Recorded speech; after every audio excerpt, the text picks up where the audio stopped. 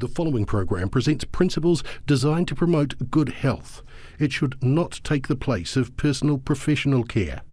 Viewers should always consult their qualified health practitioner before considering alternative treatment.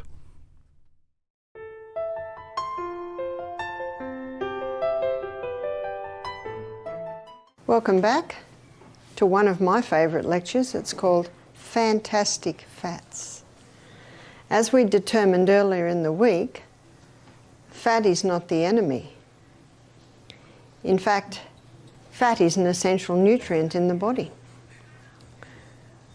But because there are some fats that are dangerous for the body, I think that has caused all fats to be lumped into the same basket. So I'd like to define the fats today. To do this, we need to go a little bit into chemistry, but I'm going to make it really easy for you. It has to be easy for me to understand chemistry. But I love the proverb, Proverbs 16 verse 6, sorry, it's not, it's Proverbs 14 verse 6, that says, knowledge is easy to him that understands. When I give you an understanding, it's not hard to determine what are the best fats. We're going to begin by looking at flaxseed or linseed, it's the same thing.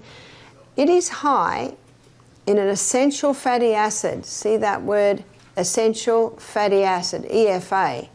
Whenever you see the word essential, it means the body cannot make it, you've got to put it in. Omega-3 is an essential fatty acid, meaning the body cannot make it. The fact is that no creature can, only plants can put omega-3 into their fatty acid chain. And what are we told is the highest source of omega-3? Fish. Why are fish high? Fish are high because they eat a one-celled algae that is high. I've got some good news. You don't have to eat the one-celled algae. You can eat the ground flaxseed or the chia seed, which we had this morning, and I think you'll agree that's a delicious way to have it. But what I want to show you is what this 3 means. I've drawn an 18-chain fatty acid here, and there are 19 trillion in one drop of oil. So that's the magnification we're looking at. Notice that there are hydrogen atoms either side of these 18 chains, and they're all joined in the middle by carbon atoms. What the 3 means is that the 3rd carbon atom, so that's 1, 2, 3, there's a double bond. That means instead of 1 link, there are 2 links. And whenever you get a double bond, these 2 hydrogen atoms go, and the 2 hydrogen atoms underneath develop an electromagnetic field between them and repel each other. What that means is we've now got a kink in the chain. In flaxseed or linseed, chia seed, there are 3 double bonds in the 18-chain fatty acid. So there's 1, 2, 3, there's another one there, 1, 2, another one there. So we've got the hydrogen atoms here have gone. The hydrogen atoms underneath have developed an electromagnetic field between them. So we now have 2 more kinks in the chain. So what this does, it produces a very thin oil, a very fluid oil. And flaxseed and linseed, chia, they're known for their blood thinning effect, because they're such a fluid oil.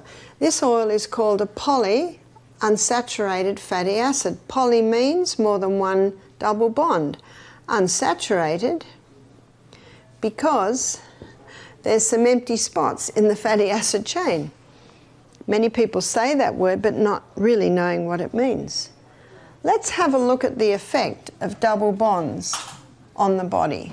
It creates an electromagnetic field, and that's important because we are electrical people. Our nervous system, our brain is an electrical system. These double bonds are heat sensitive. They are also light sensitive. So the heat and the light are drawn or attracted to those empty spaces on the fatty acid chain. They also act like a magnet to oxygen.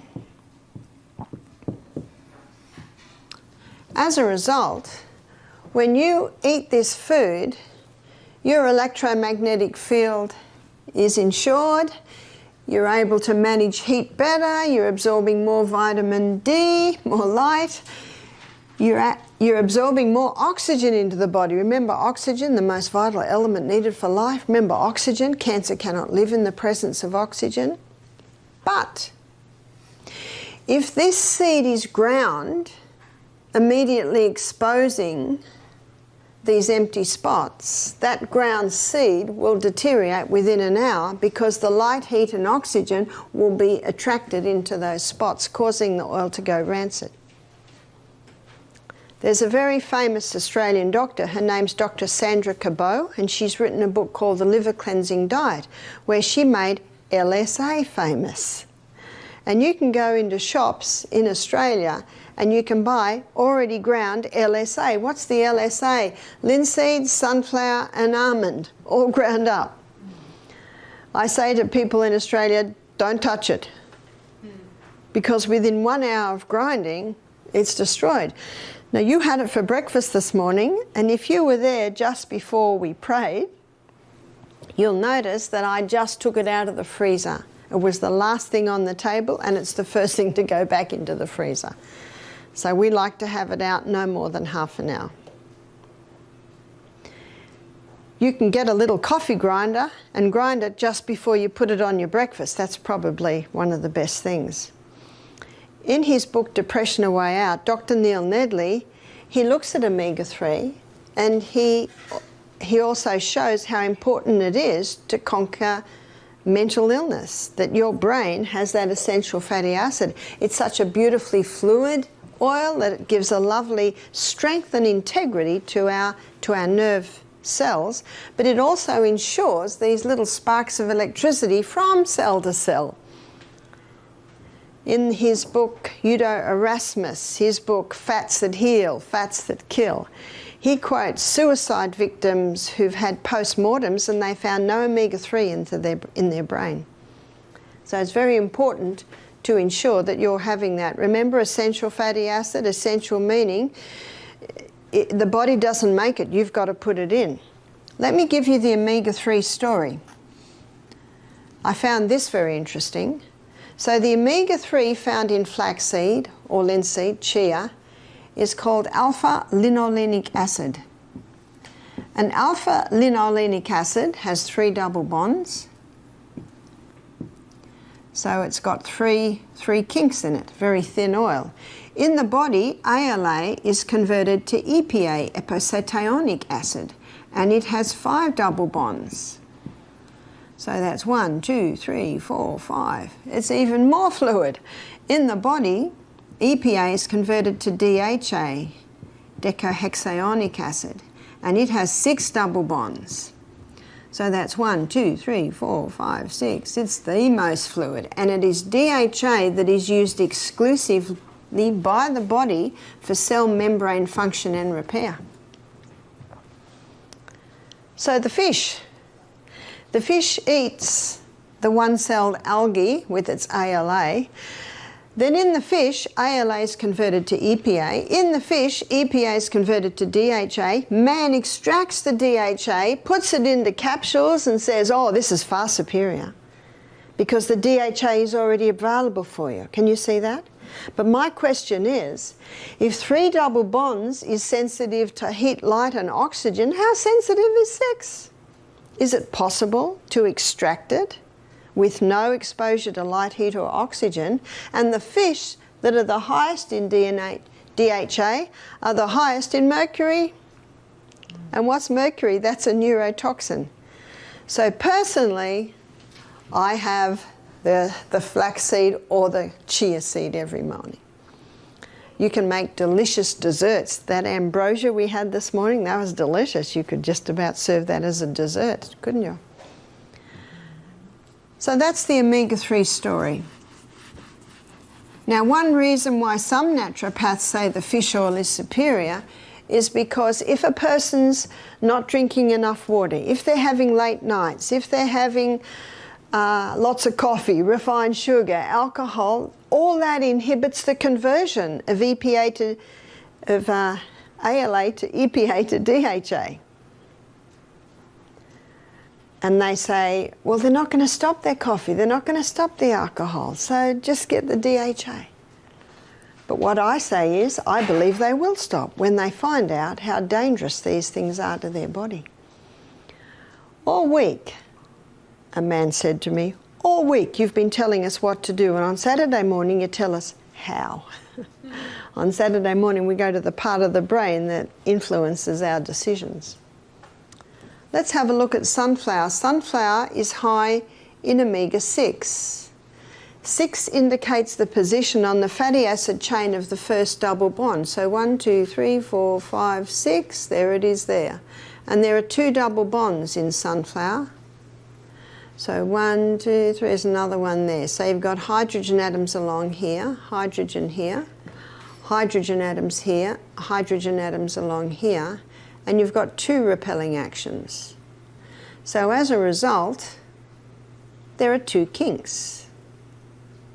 This is not as thin an oil as the flaxseed or linseed, but it's still quite a thin oil, so it's given the name polyunsaturated fatty acid as well, because it has more than 1 double bond, and there are a couple of unsaturated spots on the fatty acid chain.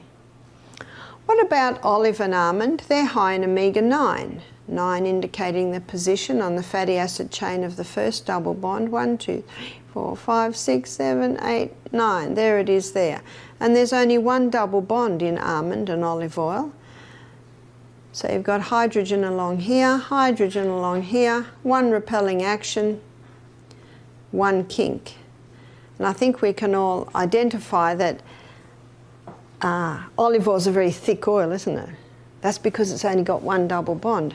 So it's called a monounsaturated fatty acid. Mono meaning 1 double bond. Unsaturated because there is still an empty spot on the fatty acid chain. That's why when you buy olive oil, it's important to buy first cold pressed, extra virgin, and buy it in a tin or a dark bottle. What about the coconut?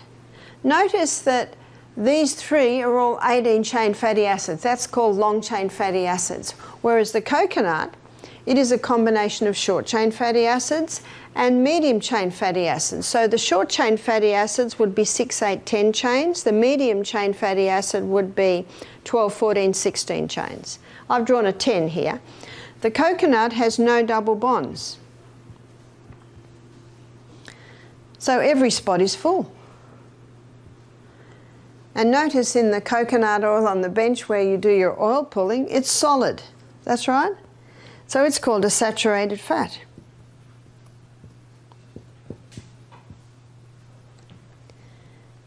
It's solid in the fridge. When I'm in Fiji, it's nearly always liquid because it is hot, and so it melts. And you will notice that when you oil pull, it melts in your mouth, doesn't it? One man said, oh, I melt the oil in the microwave and then I oil pull. Is that right? I said, no. The microwave changes the structure. It's, no wonder Russia banned it in 1976. No, I said, put it in your mouth, it'll melt within minutes. So what's the best oil? Well, which body function are you talking about? Because the body uses them all, but it uses them for different processes. To understand that, let's have a look at how digestion handles them. So here is the mouth, here is the esophagus going into the stomach, and here is the liver under your right rib. Actually, that's not quite right because the liver is much larger than the stomach, so we'll actually give it a big hat. Underneath is the gallbladder, and the gallbladder comes down and connects with the neck of the pancreas. There's the pancreas. And there's the pyloric sphincter, which we looked at yesterday. So let's have a look at how digestion deals with these 3 long-chain fatty acids.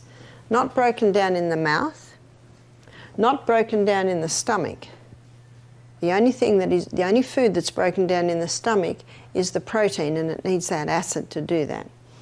Then the oils come through here, and here's the liver, and underneath the liver is the bile duct that takes the bile away from the gallbladder. You see, the gallbladder is really just a reservoir to hold the bile. It's the liver that makes the bile.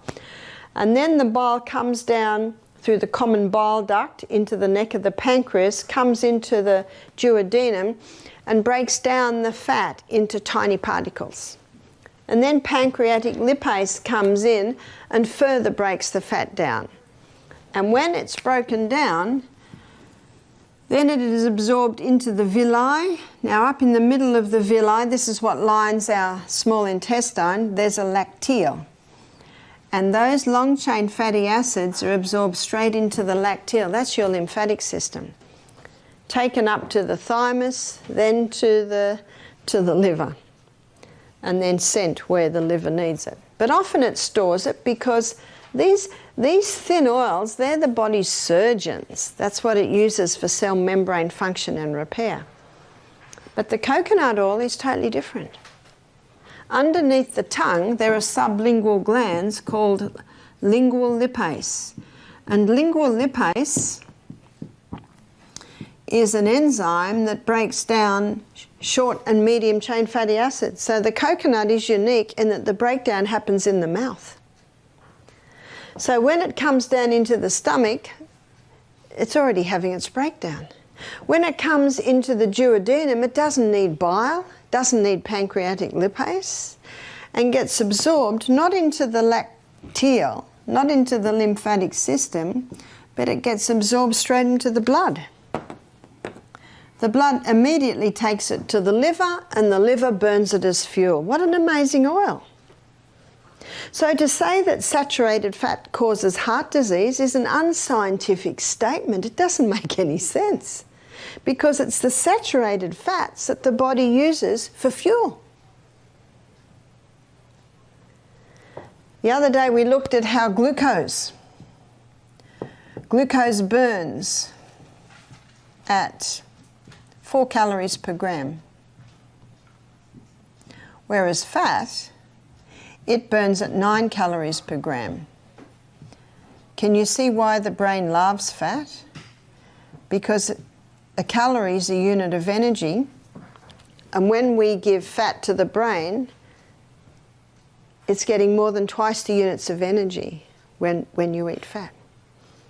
So the book Stop Alzheimer's Now and Stop Autism Now. Stop Alzheimer's Now is about all adult neurodegeneration. It covers Alzheimer's, dementia, Huntington's chorea, multiple sclerosis, Parkinson's. And then Stop Autism Now looks at all childhood neurodegeneration, which is epilepsy and attention deficit syndrome, hyperactivity, definitely autism. In both books he shows if you can get the carbohydrates down and have generous proteins, fibres, good fats, and he says start supplementing with coconut oil. And what happens in the liver breaks down the fat, particularly your short and your medium chain fatty acids. It breaks the fat down to ketones. And the brain loves ketones as fuel. But ketones have been proven to be neurohealers. Ketones have been proven to be neuroprotectors. And in both books, he has stories of people who've been recovering from these neurological problems on this. It's basically the keto diet. He calls it the coconut ketogenic diet. Interesting. So you see, fat can be used as a healer. I don't take spoonfuls of coconut oil every day, but if I had any signs of dementia, I think I would start. And by the way, these people that are having 4 teaspoons of coconut oil 3 times a day, they're not dying of heart disease. They're not having strokes because it's not the fat that causes this. The ketogenic diet's been around since about the 1920s to help conquer neurological problems, and the people on the ketogenic diets aren't dying of heart disease. Because remember, we looked at that, it's not the fat. The fat's not the problem. So what are the dangerous fats? The dangerous fats would be the altered fats. The other dangerous fat is the huge amount of fat that's dumped in the body from the high carbohydrate, high sugar diet, which we also looked at when we looked at the liver. So what are the altered fats? One of the most dangerous altered fats is the margarine. Margarine was introduced in the 1980s to help prevent heart disease. Has it? No. It's made no difference at all. And what's the definition of insanity? To do what you've always done and expect different results. No, it hasn't made any difference at all. Because, as we have learned, it is not fat that causes heart disease. But this is an altered fat. How do they make margarine? Let's say they're going to make it out of flaxseed. Well, they've got a problem, and that is it's liquid. So we've got to make it solid. So what they do is they saturate it with hydrogen ions, and that causes one of the hydrogen atoms to flip over to the other side, which now means the double bond's gone. And to be able to saturate it with hydrogen ions, they have to use a catalyst, and the catalyst is usually aluminium. That's probably the most common catalyst. And I think most people are aware of the link between aluminium and damage in the brain. Now we've got a solid fat. That's a very dangerous fat. In fact, it's only one molecular structure short of plastic. And when margarine comes into the body says, I do not recognize you. And so what it does, it quickly has to either store it. We're talking about lipomas before, you know, those fatty lumps that people are getting in their body. It's basically, well, there are a few theories, but one theory is that the body can't get rid of the poisons quickly enough, so it just binds it up in a little fatty lump. Skin cancer rates have risen since people have been eating margarine. It is a proven fact that macular degeneration is caused by margarine. You see, the fine mechanisms in the eyes, in the ears, in the brain, they love this omega-3, but if you're not giving it the omega-3, it's just got to use whatever's available. There is only one margarine that is not made by the hydrogenation of oil, and that is Earth Balance. And Earth Balance is made by combining together a liquid oil and a saturated fat. That's basically how they do it. The problem is it contains canola oil. Now, canola oil has traditionally been high in a fatty acid called uracic acid. Uracic acid is toxic for humans. So they genetically modified the canola to reduce the uracic acid levels. Now it's got the FDA tick. I'm sorry, but you have to be cautious of that FDA tick. You've now got a genetically modified oil. It is a cheap oil. It's a very cheap plant to grow. And it does contain the omega-3s and 6s, but the oil is extracted with high heat, so they're destroyed. Let's have a look historically. Let's have a look at historically at mankind 200 years ago. Let's go to Europe and look at the northern European countries. What was the fats that they used in northern Europe? It would have been animal.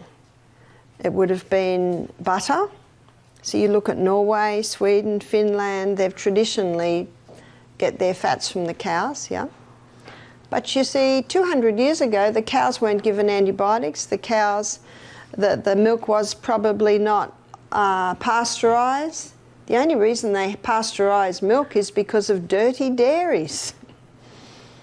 And when the milk is pasteurised, then now you've lost all your vitamin C, the milk has changed. You give a baby calf homogenised, pasteurised milk, they don't survive.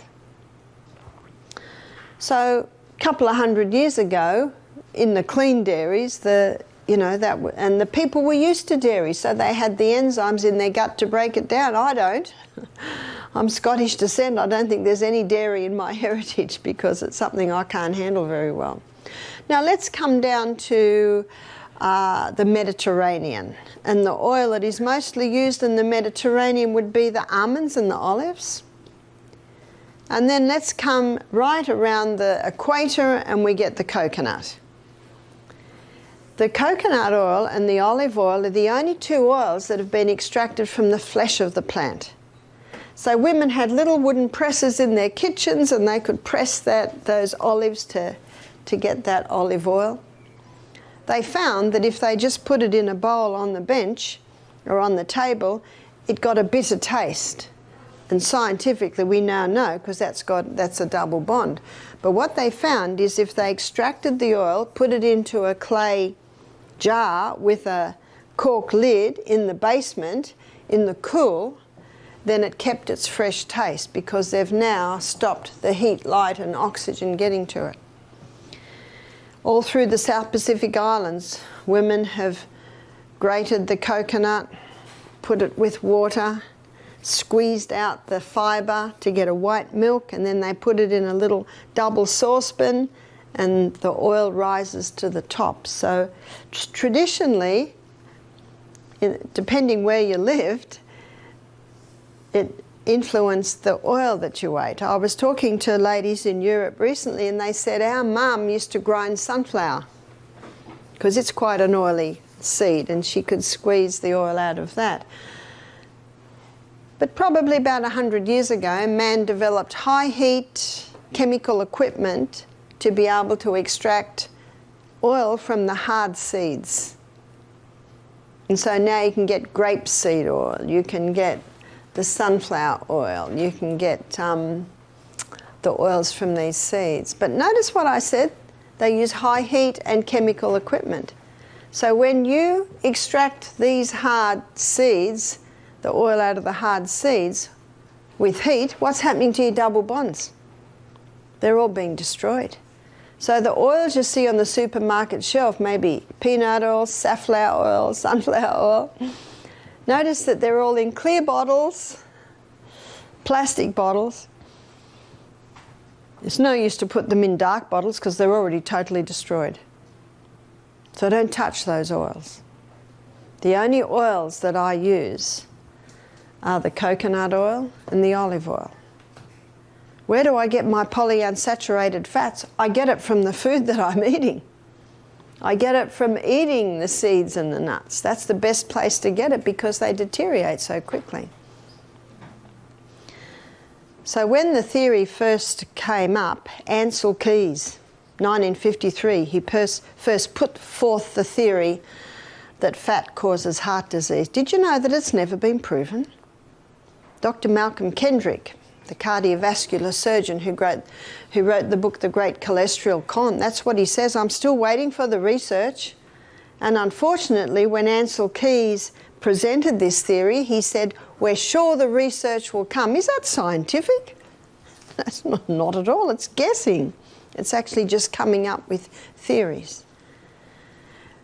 And we know it can't be true because all the steps they've taken to reduce heart disease have not reduced heart disease. Yes, the polyunsaturated fats are good oils, but not if they've been extracted and destroyed. The almonds and the olives, the sunflowers, they're best eaten. The olive oil, notice the Bible talks about the olive oil. The only reason the Bible doesn't talk about coconut oil is because coconuts didn't grow where the Bible was written. And there's the lovely story about Elijah, who God told him to hide in the forest after he'd told King Ahab to turn away from his idols or there'll be no rain. When the raven stopped feeding him and the brook dried up, God told him to go into this little village where there was a widow collecting sticks. And he said, ask the widow to make you a little bread. And the widow said, I'm about to make bread. We're collecting sticks for the fire. But she said, it's our last meal and our last oil. And do you remember what Elijah said? God has said, he said, you bake it for me because God has said that the oil will not lack, and so the meal will not lack and the oil will not fail in the 3 years where there'll be no rain. So every single morning, it was a lady and a little boy. I imagine this little boy going in and finding more oil every morning. Every morning God put oil in that cruse. What's God just said about olive oil? It is good. Now, we're not suggesting you drink a cup of olive oil, but a little. We need a little oil. It's a concentrated food. We don't need a lot. In fact, it wouldn't be pleasant to eat a lot, but it certainly makes food taste nice. Our palate tells us that. So now I'm going to have a look at planet Earth. We just touched on it, and I want to show you how it's perfectly designed, the foods in that area for our body. Here's planet Earth. Here is the equator. And if you look at the equator, what food's grown there mostly is the coconut. And when you have a look at the coconut, it's a saturated fat, and it's perfectly designed for that hot climate. Because it has no double bonds, it's heat resistant, light resistant, and oxygen resistant. Perfectly designed for that climate. Then we come up to the Mediterranean, and that's when we find the olives and the almonds. So there's your omega-9s. Here's your saturated here. Perfectly designed for that environment. And then we come up a little bit more, and you will find the omega-6s right up the top. You'll find the omega-3s. The Eskimos eat a lot of seal blubber, fish. It's very high in omega-3 because the plants that they eat are very high in omega-3, perfectly designed for that environment. And if you go into those igloos, which actually are quite warm, and you see what they're eating, you'll hear a lot of laughter. There's no depression because they're eating so much omega-3. That's your brain functioning essential fatty acid. But across Europe today, spreading across Europe about this area here, there's a disease called the SAD disease. It's seasonal affective disorder. Have you heard of it? It's depression. They're saying it's because there's not enough sun. There's never been sun. There's never been much sun. But the fact is they're not getting out in the sun as much as they used to. But they're not eating their native food. They're eating the SAD diet. The SAD diet causes the SAD disease. What's the SAD diet? It's the standard American diet, which is almost totally efficient in these omegas. Udo Erasmus quotes a study where they took a sample of a plant grown here, and it was very high in omega-3. Sorry, 9. So he took a sample of a plant grown here, it was very high in omega-3. Same species of plant grown further up, it was higher in omega-6. Same species of plant grown right up the top, it was higher in omega-3. In other words, the plants grown in our area are perfectly designed for our body's needs in that area.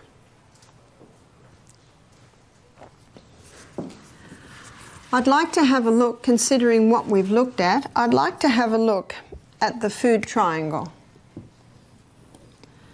So when I was at school and I studied common sense cookery, we had a common sense cookery cookbook, and it had a triangle in it. And the bottom rung of the triangle was meat and dairy.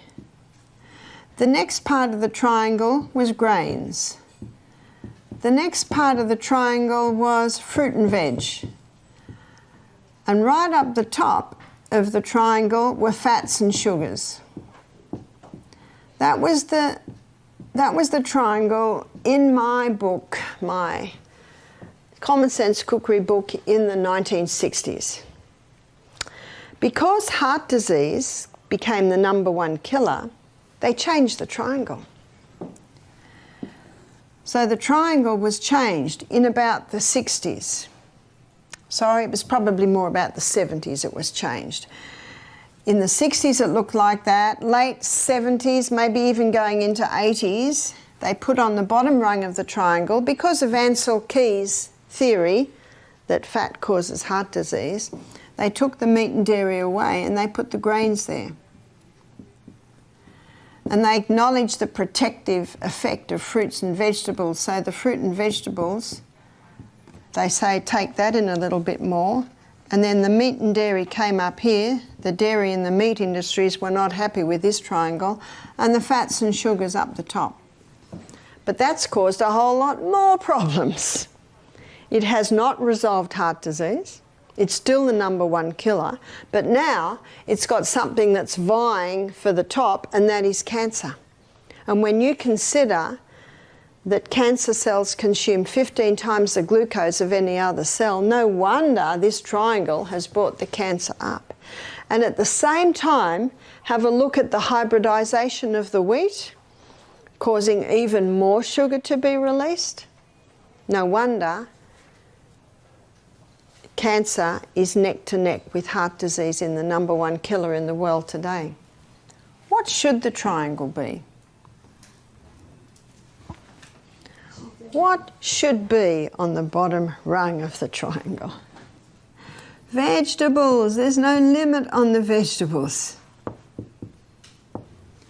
We'll put fruit in here because for some people they can eat more fruit than others. If someone has diabetes, someone wants to lose weight, someone wants to conquer their cancer, then the fruit needs to come down a little bit.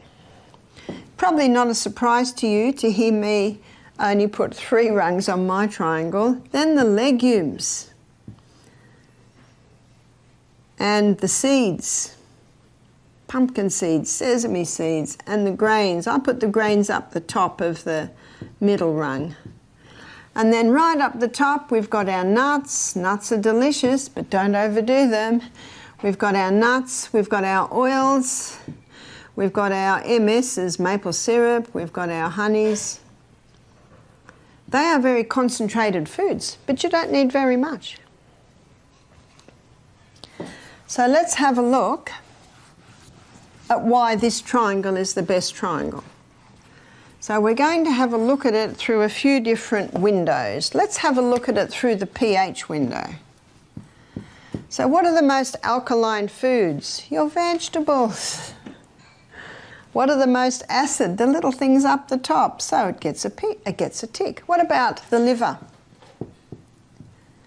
Now, do you remember in our 3 phases of the liver detox, we looked at the importance of having lots of beta-carotenes found in your orange and your green-coloured vegetables.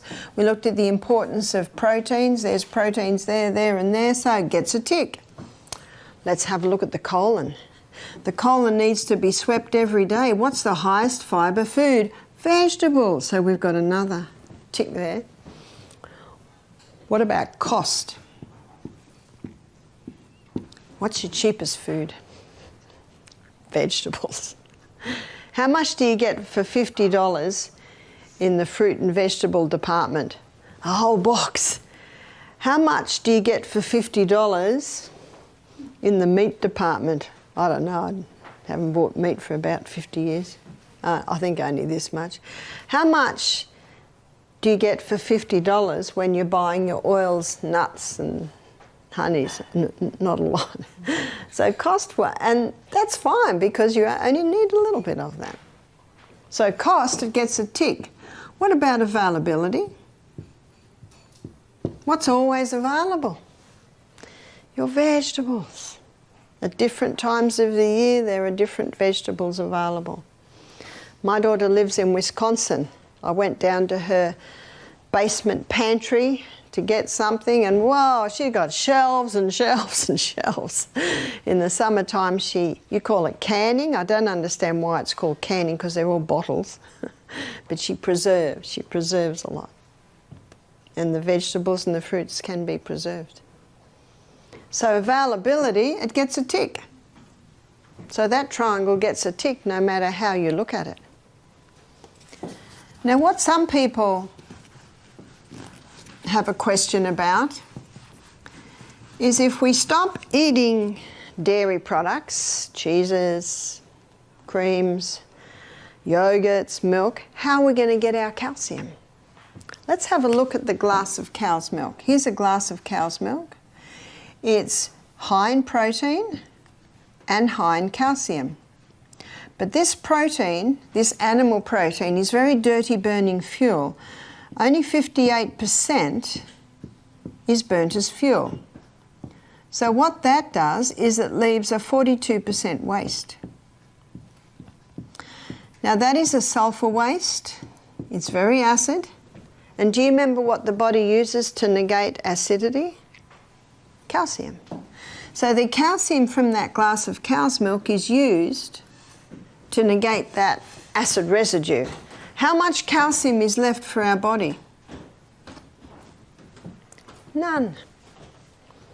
So the countries in this world that consume the highest amounts of dairy products have the highest incidence of osteoporosis. That's why I found one of the most fascinating books I've read was The Calcium Lie by Dr. Robert Thompson. His story is interesting. He was a GP, just about to get out of medicine because people were not getting better. That's a bit hard when you've spent 7 years training. So he decided to do a nutrition course and his eyes were open. He said, we learn all this in med school, but it's just, you speed through it. It's very hard to retain everything. And he was amazed at what they were taught compared to what really is. Same thing happened with Colin Campbell. He was taught, he was the author of the China study, he was taught that you have to have meat for protein and milk for calcium. And when he went to the Philippines, because children were dying of liver cancer, he presumed the wealthy people, children would not be dying, but the poor children would be. But the opposite was true, because the children in the little villages were eating a lot of minerals. They were eating island greens, they were having soy, a little bit of fish, rice. But in the city, they were having what Time magazine calls the meat sweet diet. Lots of meat, lots of dairy, refined foods. So where do we get our calcium? Remember we looked at that the other day? We get our calcium in the state that God meant us to have it, which is your whole salt. All the other minerals need to be together. Your whole salt, also your dark green leafy vegetables. Should be eating them every day. And as we just looked at, you won't lose your minerals if you cook them. So yes, collard greens are still all right. But I think we're having collard greens this week. I think we're having a southern meal today.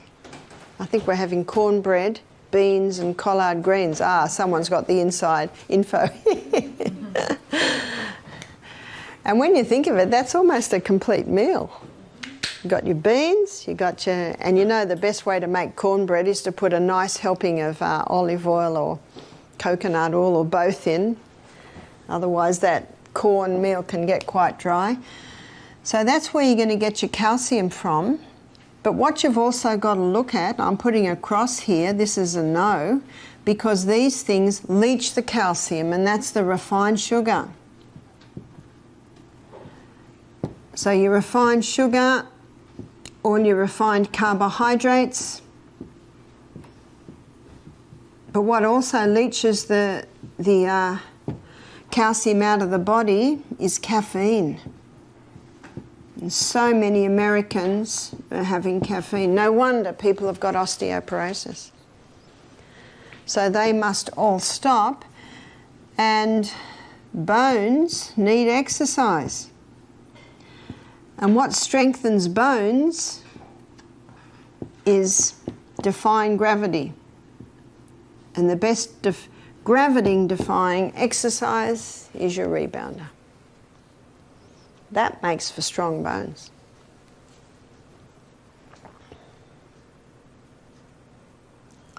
Figs, they've got a nice amount. Figs are nice, dried figs. Also sesame seeds. There's more calcium in sesame seeds than I think any other from the vegetable kingdom. And a nice way to have sesame seed is tahini. And a lot of the dressings in your book have tahini in them. Gives a nice creaminess to dressings. I think there's even some puddings that have tahini in them. No wonder Ellen White said in page 127 of the Ministry of Healing, the only hope of better things is the education of people in the right principles. People do not know, do they? And when you think about it, most people are educated from media. And the media that they are most educated from is basically the television.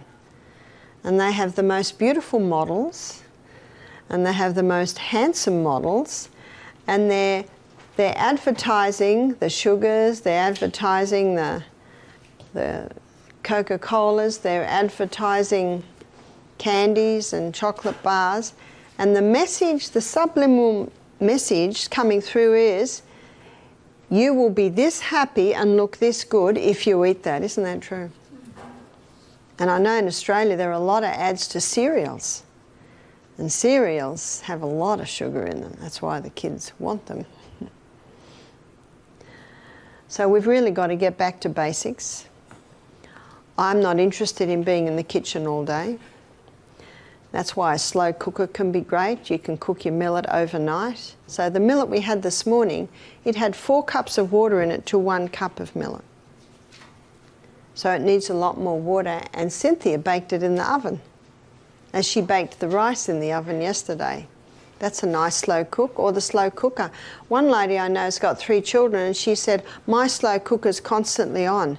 She said, overnight it does my millet, and she said, then the different kids are catching buses or going to work at different times. They can just get a bowl, put the millet on, they've got maybe the stewed apple there, or maybe a spoonful of honey, coconut cream, or organic soy milk, chop a whole lot of fruit on top, and there's especially if you put your chias on and your ground flaxseed, that's a very substantial breakfast. That will keep them going for a long time. And she said, what happens then is I then put my legumes in it. She said, I've soaked my legumes, I've brought them to the boil on the top of the stove, I've rinsed them again, then I put them into the crock pot with all the vegetables. And she said when they come home from school at about 3:30, she said, then I serve the next meal. That's easy, isn't it? There's not a lot of work in that. So it's just finding a lot of shortcuts. Some people go home and they'll soak a whole lot of legumes overnight. Then they'll rinse them the next day and cook them in different pots. Then they'll freeze them in little cup-size freezer bags. So that makes it very easy. So it's just looking for your shortcuts. Remember, the worst time to plan your meal is when you're hungry. At breakfast, you've got to be thinking about lunch. And the night before, you've got to be thinking about breakfast the next day. It only takes a minute. And when we have our lecture on the mind on Saturday morning, I'll show you the part of the brain that actually does the planning. So the planning's important. What I have endeavoured to do in these lectures is show you why the fruits and veggies are important, to show you why the fats are important, to show you that there are fats that heal and there are fats that kill, and we need to be eating the good fats, but again, not in large amounts.